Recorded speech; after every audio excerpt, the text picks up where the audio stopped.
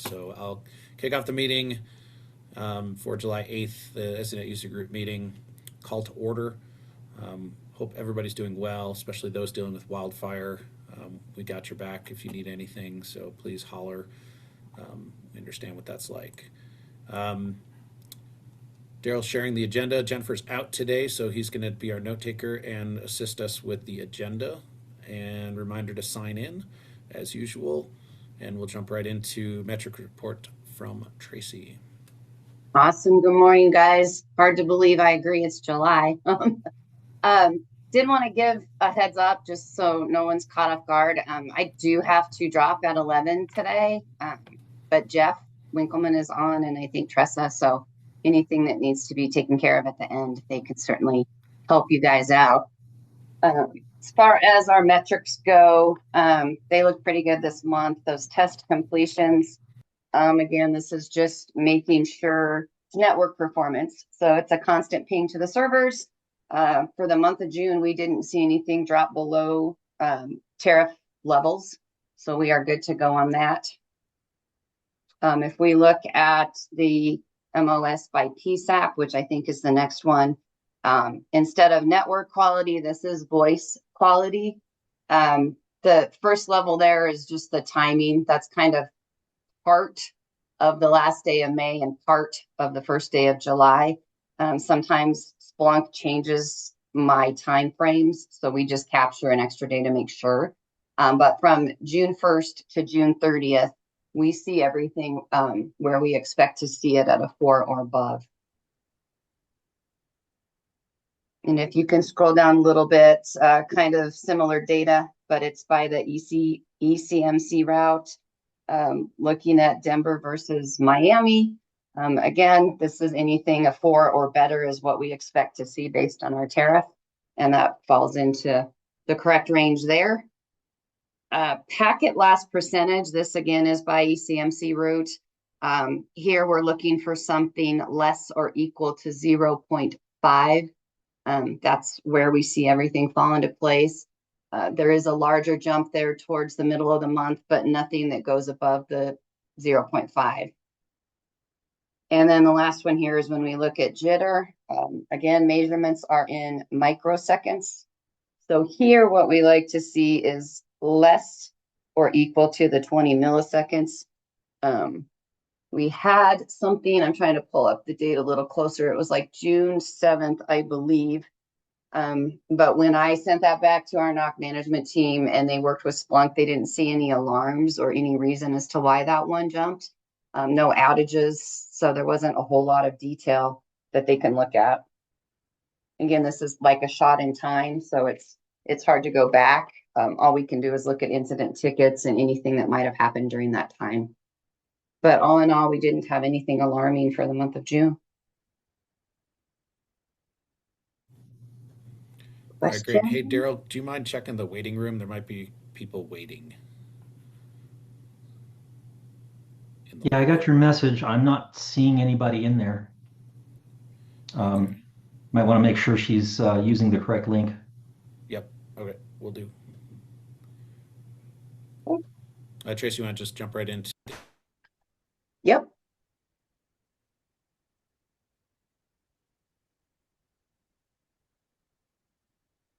Are you guys sharing the tracker? Oh, there he goes. If not, I can pull mine up too. I'm not as fast and efficient as Jennifer, so I'm doing my best here. You are fine. Okay, let me look at mine too, so it's a little bit bigger. So our top line there, we are still tracking Estes Park. I think some of you know I meet with the vendor team and everyone every Wednesday morning, so it's kind of nice that it's before this meeting. Did not have time to update this, but for Estes Park, the on-site technician that came out, I think it was last month, I know had some issues with the paperwork. Hey, Tracy. Yeah. Tracy, can you skip that one and come back to it? Kimberly's trying to get into the meeting, and I think it's important that she's on it since it's hers. Yep, I can. So let's look at the Colorado, New Mexico call transfers.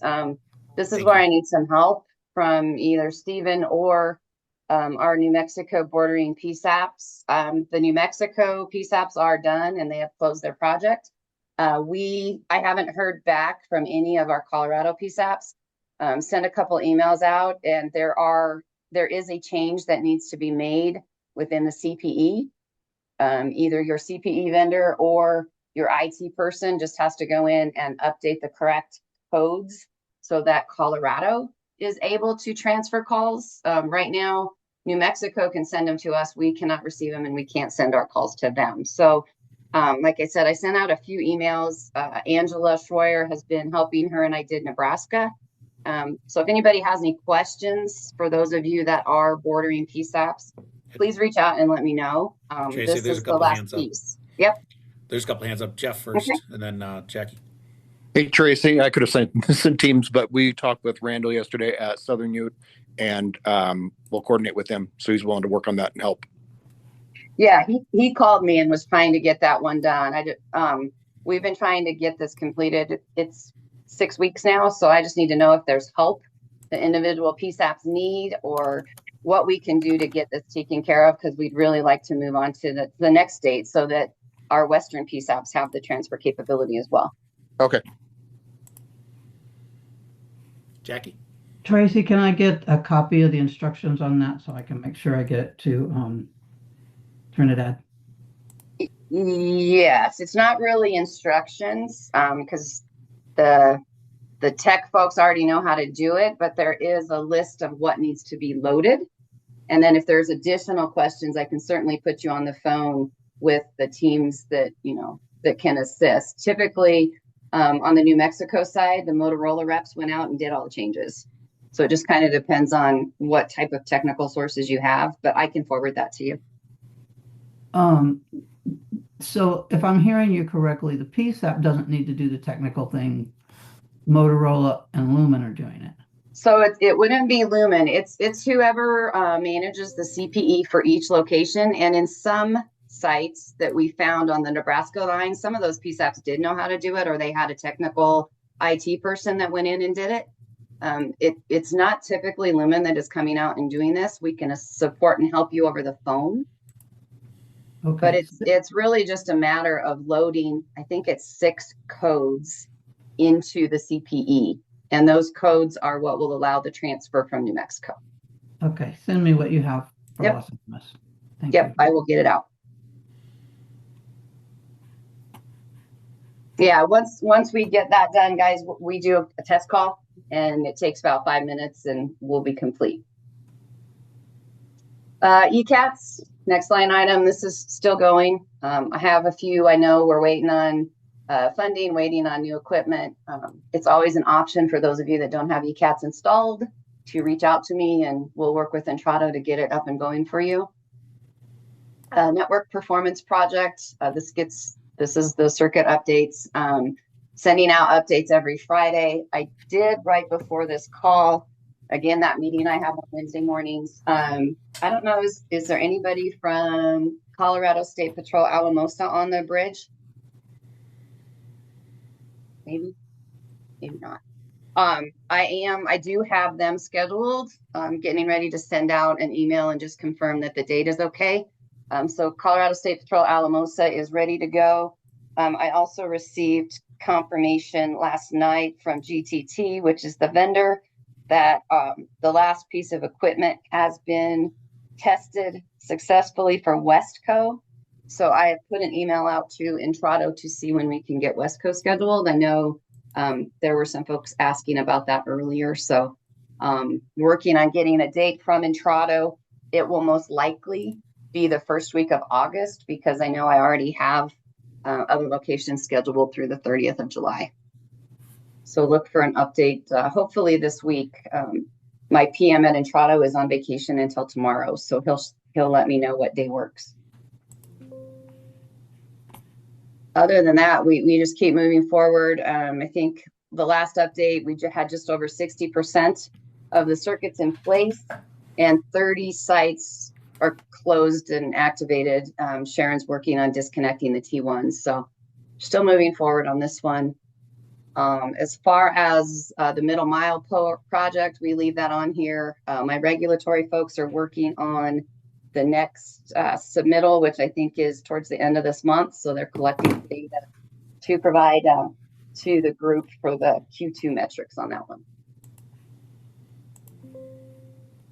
I'm gonna look and see if Kimberly jumped on. Yeah, she jumped on. Okay. Let's go back to Estes Park. Like I said, there was some confusion a few weeks ago when the Lumen Tech went on site. The paperwork he was provided is from when we originally went to Estes Park last year. He was there to, number one, do a site survey, which he did. And number two, I think he stated he was there to pick up or decommission Lumen equipment. That equipment was not there. And it wasn't supposed to be there. He had inaccurate information on his order. What I found out this morning on my call for Estes Park was that the vendor has the design documents, the equipment is in place, and they're pending an FOC date.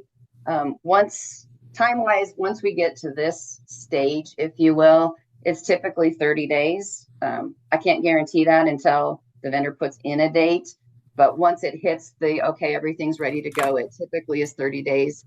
So best guess is we would be looking, Kimberly, to schedule this in August. And just like we did for Jackson, I will make sure a Lumen technician is there. Regardless of who else is there, we'll send a Lumen technician out. Sounds great. Thanks, Tracy. Mm-hmm.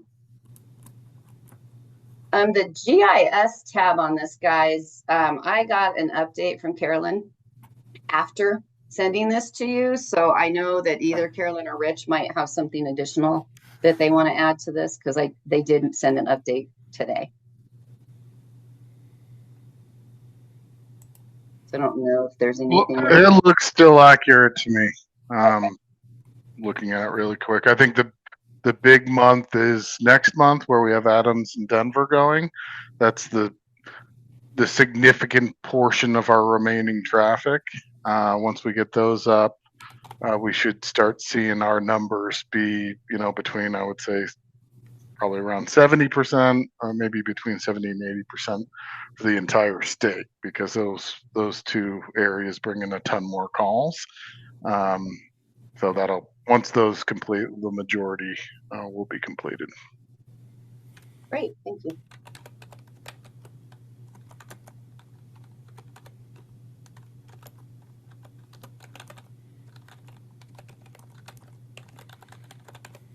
All right.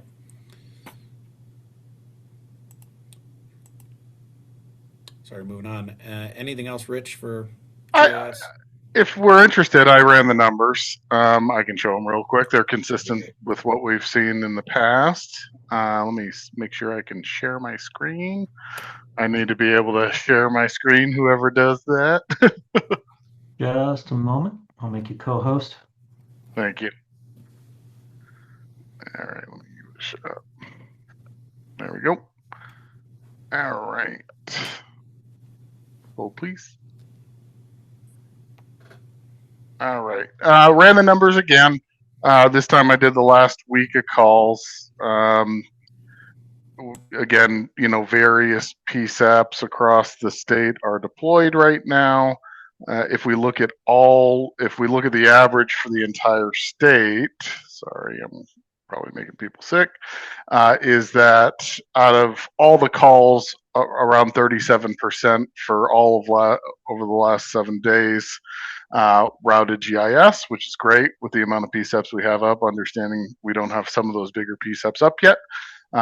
So for all calls for the entire state, 37% over the last week have routed GIS, which is great. If we look at that, particularly for the ones that have been turned up GIS, our success rate is 79%.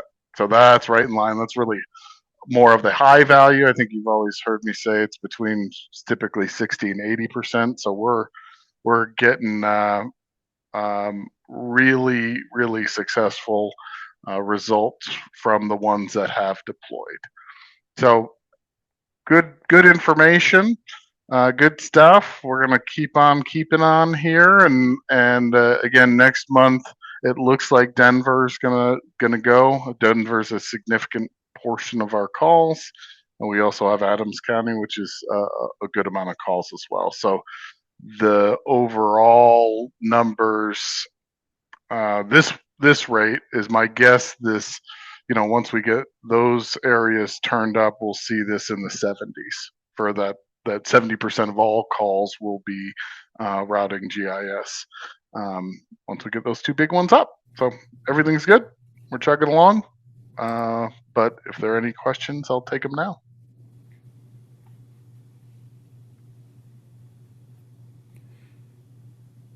Rich, it was anticipated that in July, the areas, the universities that are routing by the MSAG, that solution would be deployed. It is July now. Do you have a status report on that?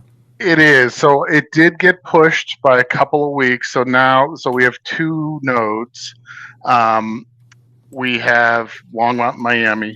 The first node is going to be done, I believe it's next week. So then we soak it, and the next one will be done in August. So it's pushing by a month. But again, the good news is we've configured it, and I can show you here. So for example, one of those like areas is Castle Rock. Castle Rock is only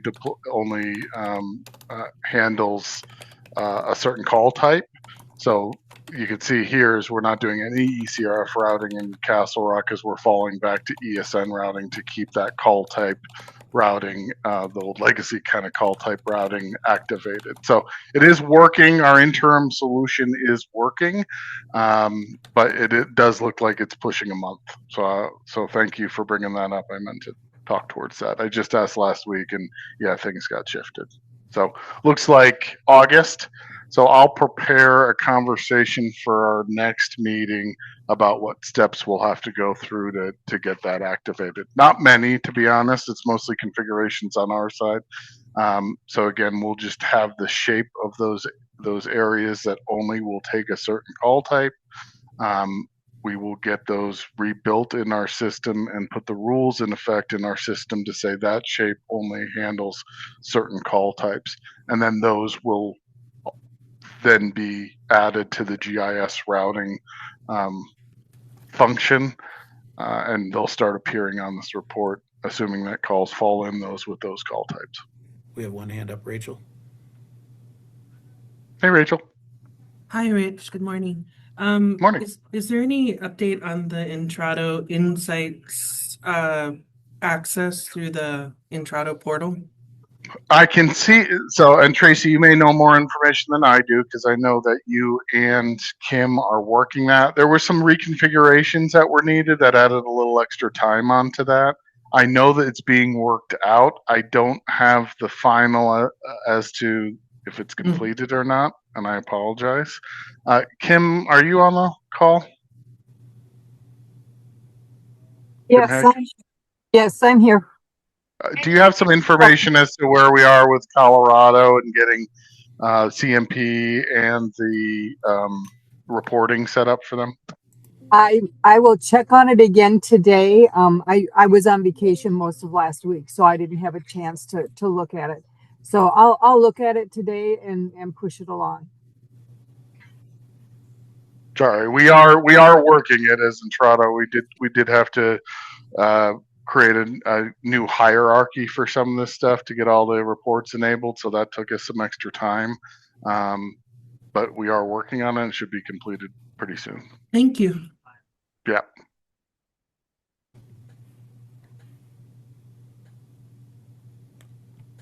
Additional questions for Rich? All right, I will add that it was brought up in an email string that there was a suggestion to consider doing some sort of press release regarding the completion of this project. The goal is really to put some positive energy towards Colorado's progress towards Next Gen 911.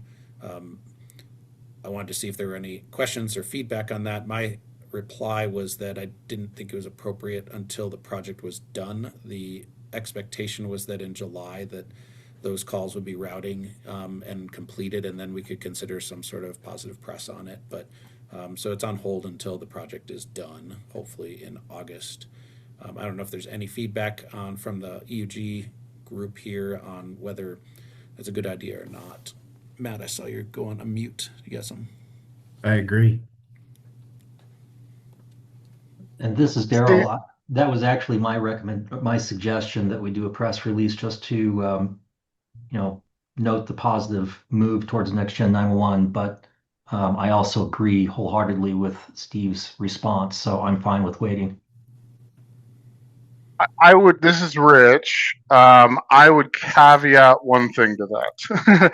Let's see how, when our next two big ones go here, the Denver and Adams, because that will be the majority of the population. The only reason why I would say let's not wait until the last one's done, because if we wait on that last one, we're not in control of exactly when each and every PSEP is done. If we have the majority of the traffic for the big areas completed, I would say we could consider, or you should consider, moving forward with that.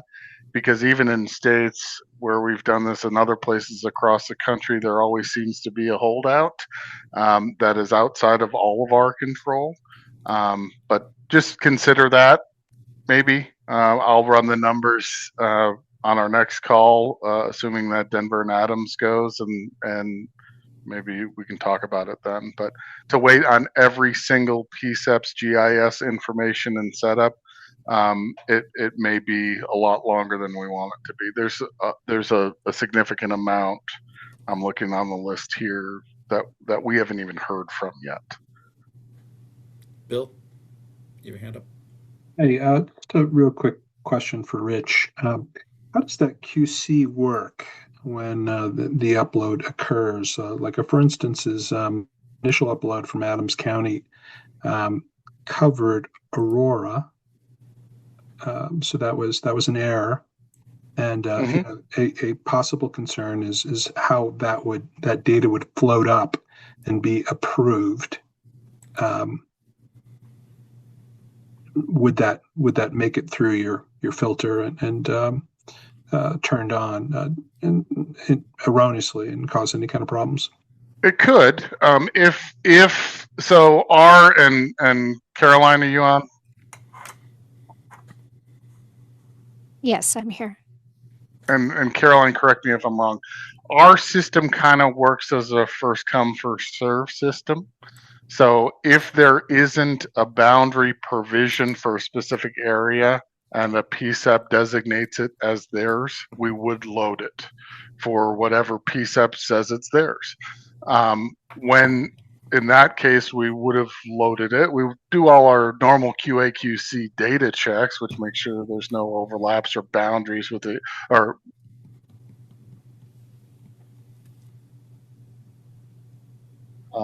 already deployed GIS regions, but we don't have a QA or QC that says, is there a GIS authority out there somewhere that might manage this area? So it's more of a first come, first serve. If that had, go ahead. Sorry, I just wanted to add to that. So the Adams County provisioning boundary would also have to contain the Aurora PSAP boundary. So if the Aurora PSAP boundary wasn't provisioned, then they couldn't move forward, if that makes sense. Correct. Okay. Thanks, Caroline. So if the provisioning boundary and the actual answering boundary don't line up, right, then so that is a data validation check we do. But if they did line up, and it was just an area that was not yet provisioned or owned by anyone, we would load it because we have no way of knowing that it's not theirs. Now, when, let's say that did happen and Aurora then came in to add theirs, that would fail because that area was already taken by a different GIS authority, and that's where it would get worked out. But it is on our side a first come, first serve type of scenario where if it's in an area that's unprovisioned, if a PSAP or a GIS authority claims that area, we will provision it. Okay. And I don't want to take up too much of everyone's time. If possible, if we can confirm that the upload from Adams has the cutout for Aurora at this point. I think we've received that, but I'm just getting a little nervous. Sure. And Caroline, can you confirm that? Yeah, so Adams County's data was scrubbed from our database, and they haven't successfully uploaded again. So currently it's just empty. The Aurora boundary can be loaded. Great. That's perfect. Thank you.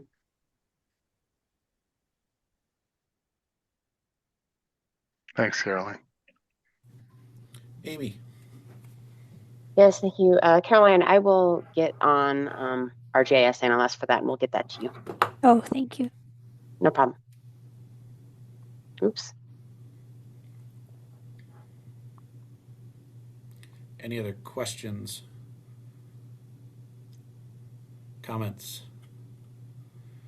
Well, as for the press release, Daryl, thanks for the idea and suggestion. I do think it's a good idea, but we're probably just not there yet. We've got to get some of this completed, and I think everybody agrees positive 911 press would be great, but there also needs to be completion and execution of success here, so we're getting there. Yeah, and I agree with that. And I would just say this is something we can revisit at future meetings, and we won't put anything out until the ESInet users group is comfortable with it. Sounds good. And also, Steve, this is Rich. Any help you need from Intrado on that, or numbers, or quotes, or anything like that, let me know, and I can coordinate that for you. All right, we appreciate that. Let's get through the finish line, or at least around the corner to see the finish line, and then we can kind of revisit it, because any positive press is good. All right. Anything else on GIS? Next update is for me, the long-term strategic planning. As everybody knows, we've been talking about this from meeting after meeting, just giving updates.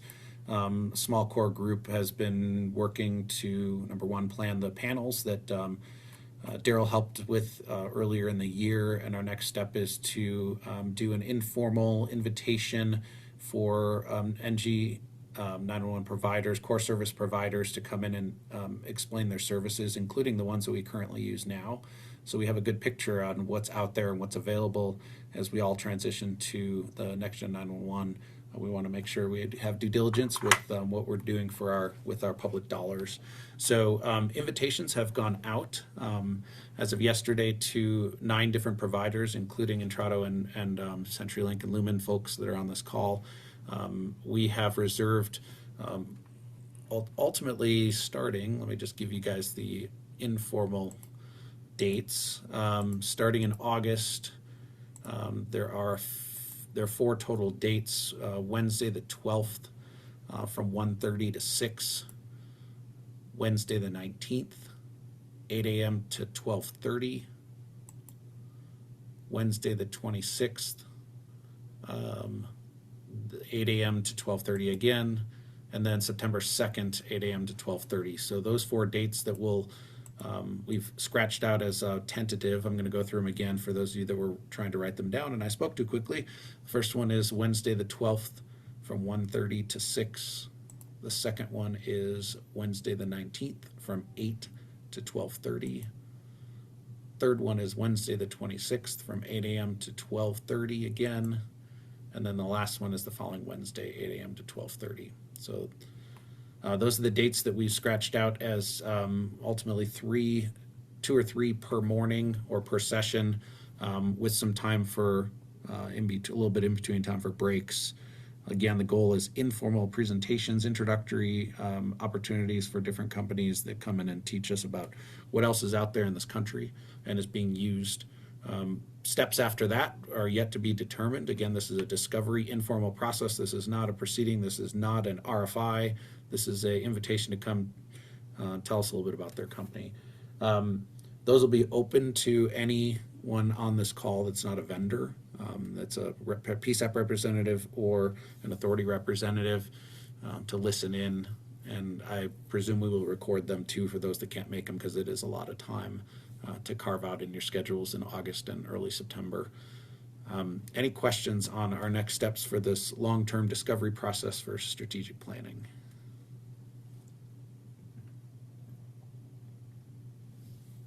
All right. Hearing none. When they get official, Jennifer and I are going to coordinate with the scheduling. We'll plug them in and get more formal invites out for those of you that are interested. More information to come. We didn't want to send everything out until we actually schedule them. Customer service plan follow-up, Jeff. Good morning. Can you hear me okay? I'm remote. Yep, loud and clear. Thank you. Before we get into the customer service, it's kind of indirectly related to this. I found out this morning during a meeting. We have been asked a while ago in regards to a one number to call. Our operations center that ends in 0911 is a good starting point. But for those that have non-emergency lines that are either PRI or POTS lines, it has always been a challenge to get those repairs taken care of. And I found out this morning that about 3 or 4 weeks ago, there is an option in the menu when you call the 800-357-0911, there is an option to be directed for repair for POTS lines. And so there have been updates. So I just wanted to share that information initially. As far as the customer service update, is Cindy Berry on? I know Tracy, I think, had to drop. I'm still here. Oh, are you? Okay. I don't know that I have any additional information. I know that we had met with Cindy. Was it a week or two ago? And then we're still looking at the manager's coordination for the meetings on that. But I think we had some additional questions to actually ask. Yeah, and Cindy is on, Jeff, so I'm not sure if she's dual meetings, but she's on mute. I don't know about the management side of it, but for my part, I am working on creating a SharePoint on my side. I actually do have it and I don't mind sharing it. The challenge is getting external access for you guys. Typically this is set up by domain and you guys all have a different domain email address. So it's a matter of creating like more than 100 different domains for one site. Typically it's 2 or 3. So I do have tickets in and I am trying to get that generated. And that would be, not the management piece. I'll let Cindy speak to that. But one question I do have is if we do get this all set up as a SharePoint and everyone has access to go in and look at, documentation, what do you want on there? What would you like to see? I mean, I'm assuming that the network tracker would go on there so you can go in and look at it, real time and see where you're at.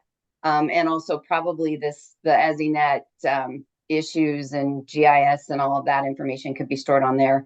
But what else do you guys think would be helpful if we're going to create essentially a SharePoint that you can go to as needed? Or if you guys want to think about it and shoot me emails, if we're going to have the website set up, that for those of you that would prefer to have a website rather than an email, I'd like to make sure that, the information that you all are asking for is on there.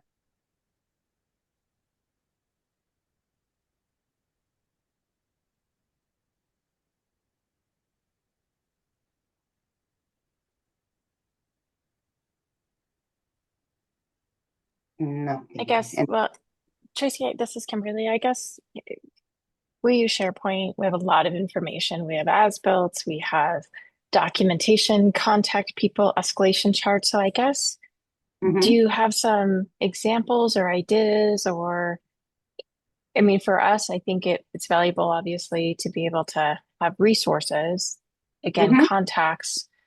So I don't know how in depth you guys are able and willing to go, but maybe some of those items could be put up there as a good starting place as you build it out.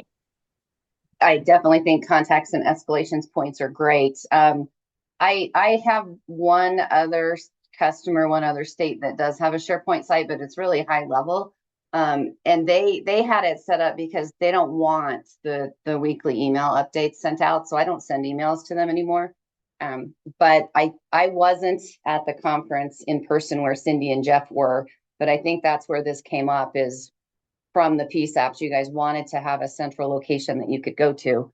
And like, I just want to make sure that those of you that made this request have the opportunity to help provide what content you want to see on there. And Cindy, I don't know if you are able to come off mute and have any other information or not, but we, you know, I have no trouble putting as much information as I can on this site for you guys. Like I said, the long haul for me is just getting access for all the different domains that would have to be accessible. Like I know, you know, Kimberly's domain is different than Jackie's, which is different than Steven's, and everybody has a different email domain. So that's the challenge right now. Jeff, do you have any other items that came out of that meeting? No, I think that was the biggest one, excuse me, that we need to get through and find what's going to be the best solution for that. Okay.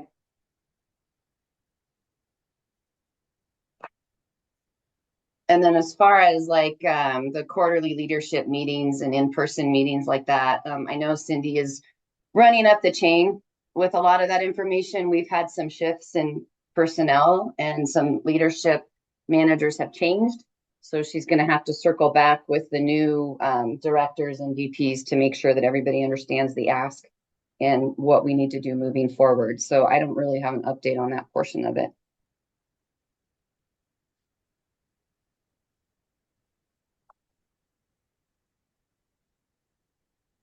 All right, and any other questions?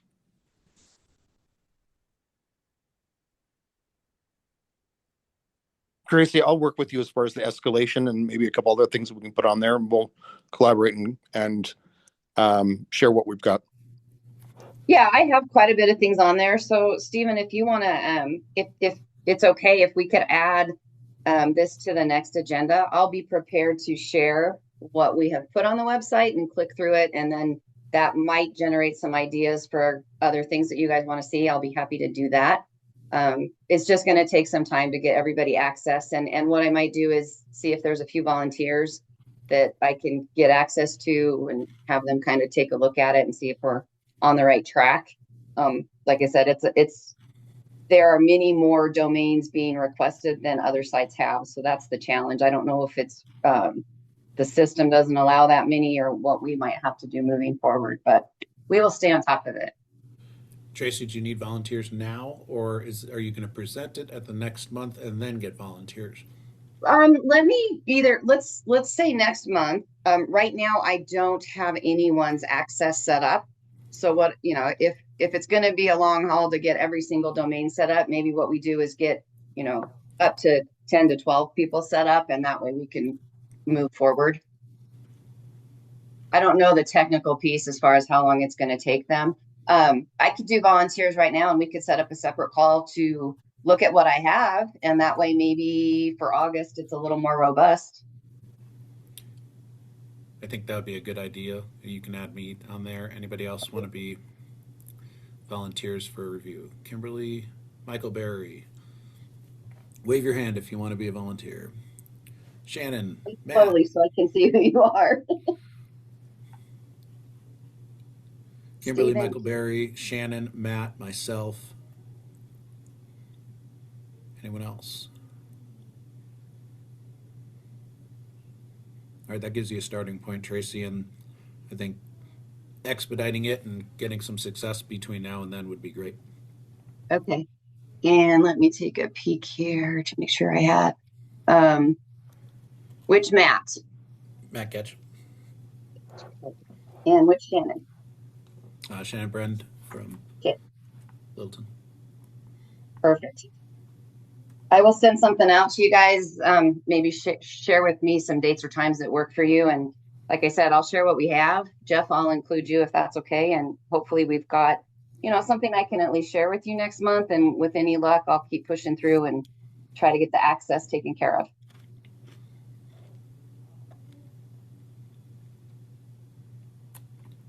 Sounds good. Anything else for Tracy?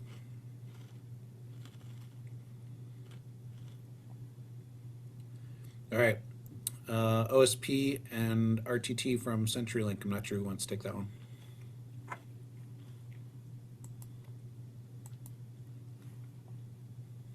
This is Daryl. That may have just been a holdover from the last agenda. Anything that CenturyLink folks want to talk about that? I think Daryl's right. I think that was from last meeting. Rich went into great detail on that and explained what we're looking at for that. So I don't know if there was any follow-up that was needed, or were there additional questions?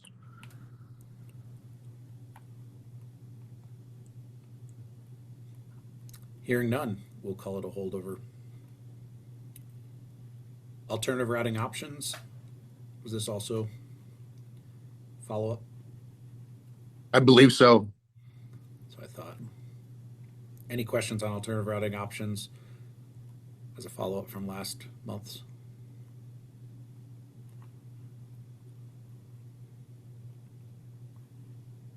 Okay. And final thing on the agenda is public comment. Any public comment or any other topics from those that are on the call?